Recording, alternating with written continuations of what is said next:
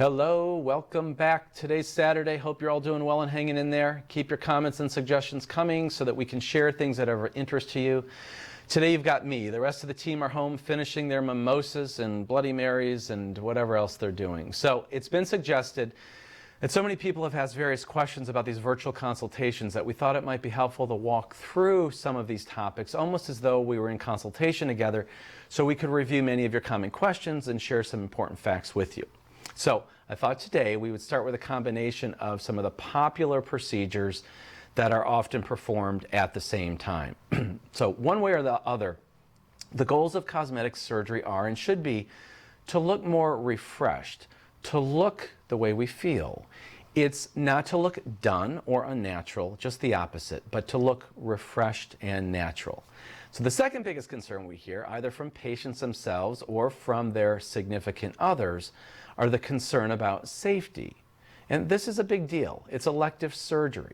Many patients are younger than we typically saw 20 years ago. That is, patients start some of these things in their 30s or 40s. That 50th birthday is a big trigger. So that means we often have a family to care for younger kids, and so safety becomes even more important for these age groups. On the other end of the spectrum, we actually see 80-plus-year-olds, and I've learned so much from them, their attitude, their positivity, living life to the fullness. I love it.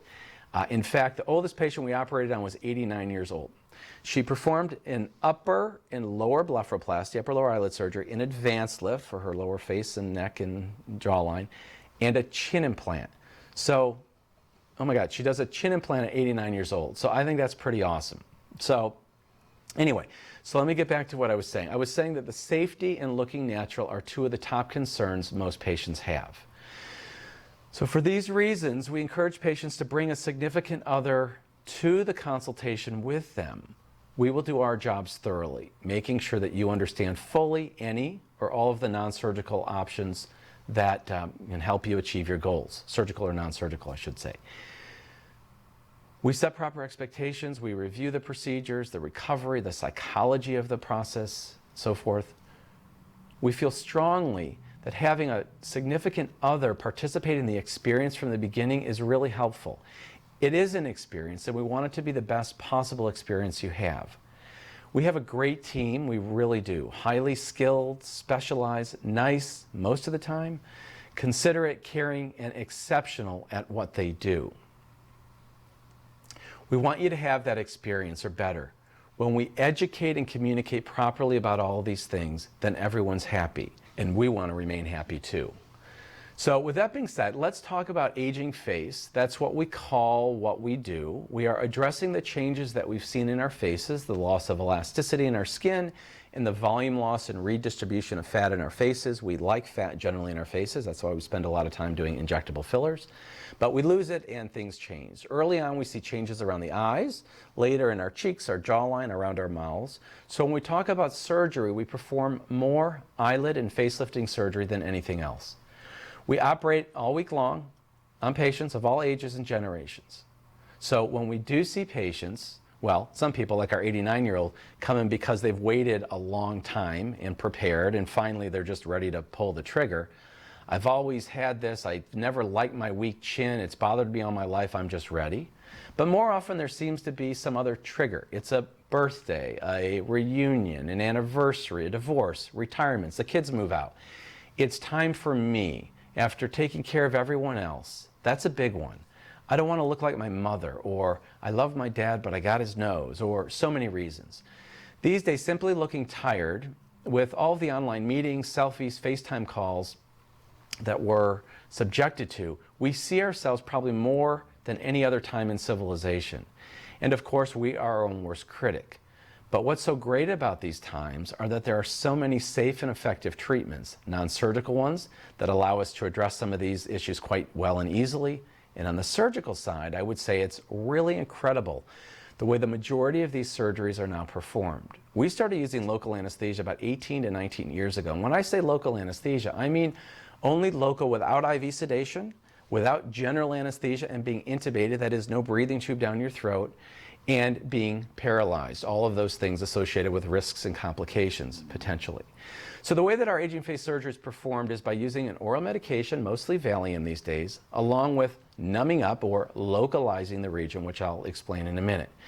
Performing it this way is safe, it's effective, it improves recovery, and it helps patients, you, get back to their lives sooner and without the added risks. So it's no wonder why the popularity of aging face surgery is so high these days. Okay, so let me get to it. So you're feeling tired, especially after these long 6 weeks off during this COVID-19 stay. Your hair's a mess, the roots are turning colors, you're feeling tired. Just more reasons why we're all going to feel like we need to be freshened up. Then there's a wedding in the fall, there's that birthday in between. Whatever the reason you're seeking, we want to look and feel more refreshed. So you have this tired looking eyes and you're starting to see jowls and you don't like the laxity in the skin in your neck. Okay, what to do? So the first thing we do is probably talk to you about rejuvenation of the eyes. Because if that's all you do, you're going to be thrilled no matter what. One of the best things ever. It's wonderful, eyelid surgery. Several things happen to the eyelids. We start to see some of this hanging extra skin, or we commonly call hooding. It appears, and as you already know, secondary to loss of elasticity and volume loss, and the brow begins to descend also.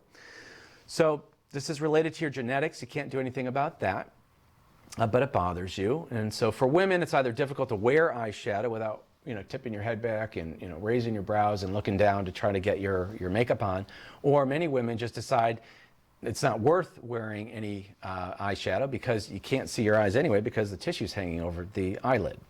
So one of the things that I'm a little embarrassed about actually is that almost 100% of women undergoing upper eyelid surgery will say, maybe not 100% but close, it saves so much time. I just put a little mascara on and I go. I have a wife, I do see her in the mirror, I spend a bit of time waiting in the car while she's getting ready, but I guess I never realized how much time is spent with makeup. So I learned from listening to many of our true selfie models that this was a big benefit. I save so much time getting ready, a little mascara and I'm off. And so that's something I now share. For most of the women out there, you probably already realize this. All right, we're talking about upper blepharoplasty, upper eyelid surgery. Best procedure you'll ever have done if I haven't said that again. It's very good. It's about a 20 to 30 minute procedure performed under local anesthesia. You come in, we'll give you a little cocktail to reduce your anxiety and excitement. I'll spend a few minutes then measuring and marking carefully. And what is it that I'm measuring and marking? Well, we're measuring where the natural eyelid crease is and then the redundant eyelid tissue. So we'll put out some other videos, maybe step by step going through all of these, the process of marking and measuring, and so I'll show you better. Today, you just have me, sorry. So we'll measure, and the first thing we'll measure is the initial crease. That crease will measure at 8 to 10 millimeters, usually from the eyelash margin. If one is at 9 millimeters and the other is at 10 millimeters, we'll make them both 9.5 millimeters. And the sides are not symmetric to start with. The amount of tissue removed is different. We want you to look more symmetric when we're through with this ultimately, right? We want it to look better, but it will not be perfectly symmetric. I think most people know that, but it's worth saying, and we say that during our consultations. We always strive for perfection, but we never achieve it. But okay, all right, so we mark the area, and then we'll go ahead and simply measure the excess tissue to be removed, and we'll mark that. So we have this elliptical shape over this area, and we measure and we mark and we measure and we mark to get this part right. Next, I'll localize it. That means I'll numb it up. I'll pinch you with my little fingernails. We use a little TB syringe or 1cc syringe with a little teeny tiny needle on it, and we'll go ahead and inject. You'll feel me pinch, a little injection, and it numbs virtually instantaneously. And then you'll comment, that's easier than the dentist. And it is. It really is very easy. But now we need to wait about 7 to 10 minutes. And what are we waiting for? We're waiting for the solution to do its thing. As I mentioned, the lidocaine will numb the tissue immediately, and the other ingredient, epinephrine, is responsible for constricting the blood vessels. We use the term vasoconstriction. Vaso is a Latin term meaning vessel. And so it constricts the blood vessels and so forth, and thereby less blood is flowing to the area. I don't know if you can see my hand, but if I push on it, my hand, it will blanch, it will turn white. There's less blood flowing and it blanches, so we can tell when it's going on. We take advantage of this and we wait because we're virtually only going to lose drops of blood during the procedure. This will also minimize bruising and hasten recovery as well. Even with a facelift, we only lose teaspoons of blood when we do this. Very different from years ago when we used to use tubes and drains and it was just extended recoveries. Okay, so when we're ready, lights go off. I wear a bright headlight. I don't want to blind you with it. Your eyes are closed. The one that we're not operating on is covered. Music goes on. We do our thing. Our thing is basically excising or removing that redundant skin that we just measured. And also there's a little adjustment to some of the fatty tissue. We have pockets of fat in our eyelids. Sometimes some of it is removed. Sometimes it's repositioned.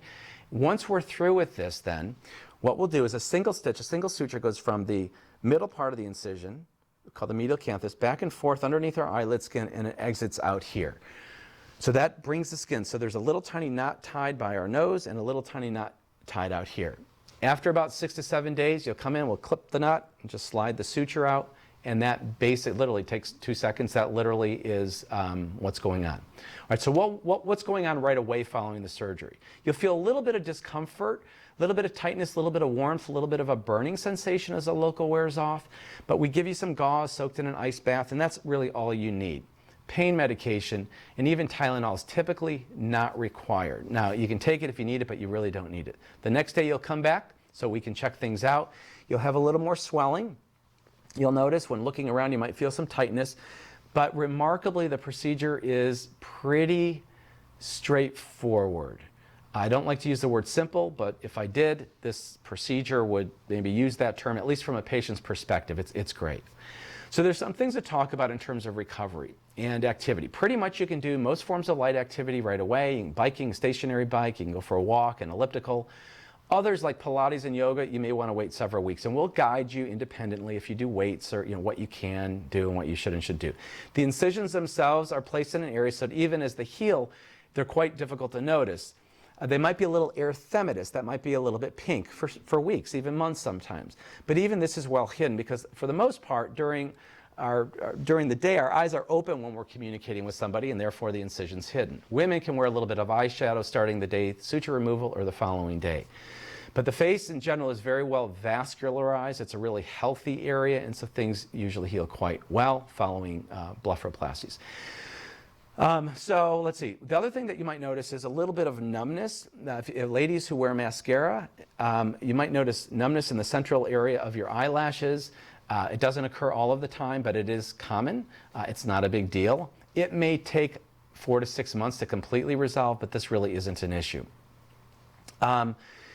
Let's see. The other things are related to swelling. What you'll probably see, you'll see swelling in your eyelids, of course. You may see some swelling right along this area as well. So it will migrate down into the lower eyelid area. And when we communicate, of course, it's all about our eyes. And as humans, we identify emotions with our eyes. And that is, they've done studies looking at the saccadic movements of our eyes and how we identify the back and forth movement. And so it's really easy to notice changes and emotions related with swelling of the upper eyelid. That's probably why people have blepharoplasty to be done in the first place. They're looking at photos or selfies or some of these things that we talked about, so this is a great solution. But my point is, did you ever notice that in the morning your eyelids might look more swollen, you wake up, you're brushing your teeth? Did you have too much salt? Is it your allergies? Did you have too much to drink? Did you not have enough sleep? Whatever these reasons are, there are subtle changes in our eyes that we're very perceptive about. And so somebody's going to notice then that you've had surgery, particularly during that first week with a little suture hanging out. So if you're going to Kroger, running to Starbucks or doing whatever, throw your glasses or sunglasses on if you don't want people to ask you. Otherwise, they're likely to ask, how are your allergies or what's going on? So you'll hear me say over and over again, every day, every week, every month, things get better and better, and they do. In fact, one of the things you'll notice early on is that there's some swelling in the upper eyelid region, and it just kind of gets trapped there. And so you'll be paying attention to these changes along the cheek. Most of the time, between the first and second week, most people don't seem to care much about it. That is, you're already thrilled with the results, and with a little bit of swelling, you go about your business. So if you're running around, like I said, during that first period of time, you may want to cover up if you're going back to work, if you don't want people asking questions, because they will be communicating looking at your eyelids. But otherwise, you are in pretty good shape pretty quickly. As I mentioned, the numbness resolves. Oh, occasionally there may be a little bump that can form where the suture entered or where it exits. So the suture goes in the skin, and sometimes a little epithelial cell, a little skin cell, can get trapped underneath the skin. We call that a milia, or an epidermal inclusion cyst. 98% of the times these things resolve spontaneously, but it is possible for us to need to intervene. What do we need to intervene? If a little cyst forms, we might need to inject it with a little bit of a Kenalog. Occasionally, infrequently, but occasionally, we need to go back, and actually a cyst can form along that suture line. We have to go back and excise it. We need to simply remove it. That's very minor. You come in, you don't need any medication. Literally, pretend like you have a little mole, you're having removed.